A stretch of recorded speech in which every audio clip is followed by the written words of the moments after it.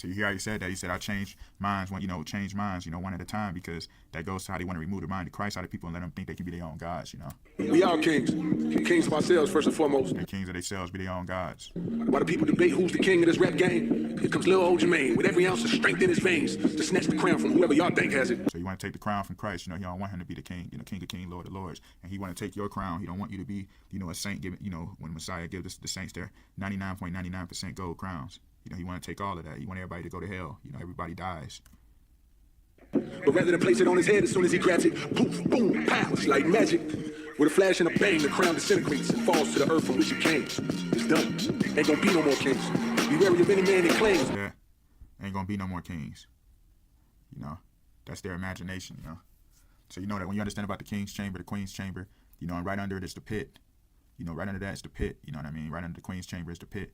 So I get into that right quick because, Lucifer going to be cast down into that pit as it's written, yet thou shalt be brought down to hell to the sides of the pit. So Lucifer going to be cast down under the pit, under the chambers, the king's chamber, or the altars. That's why I said, which is as a bridegroom coming out of his chamber, rejoiceth as a strong man to run a race. So you see, he's as a strong man running a race. That's why Barack Obama, the Antichrist, said reject the strong man policy. That's what that whole theme is reserved for. That pit is reserved for the Antichrist. It's all about understanding the prophecy and how everything goes. When the Messiah rises into his power, and when the city, as it's written in Isaiah 61, 1-4, when the saints, complete the building of the altar of the Lord, the kingdom's going to be built up, the Messiah going to be in full glory, then Satan going to try to test him, and he's going to be cast down into that pit. It's all about understanding the prophecy. That's why Daniel 8 speaks about how the prince would cast down the prince of darkness without hand. So he's not even going to have to hit him. Satan going to just fall off the altar. He's going to try to attack, he's going to fall off the altar. That's the prophecy. It's important to understand what's going on. Isaiah 11:1. And there shall come out a rod out of the stem of Jesse, which is the father of David, and a branch shall grow up out of his roots. So, in Zechariah 6:12, the branch is the man, And that's why, he was born July 5th, 1976. That's why, in Matthew 24, it speaks about, I think Matthew 24:32, it speaks about, in the summer when the branch is nigh, you would know that he's near. Then you go into Zechariah 6:12, the branch is the man, the son of man, the son of God.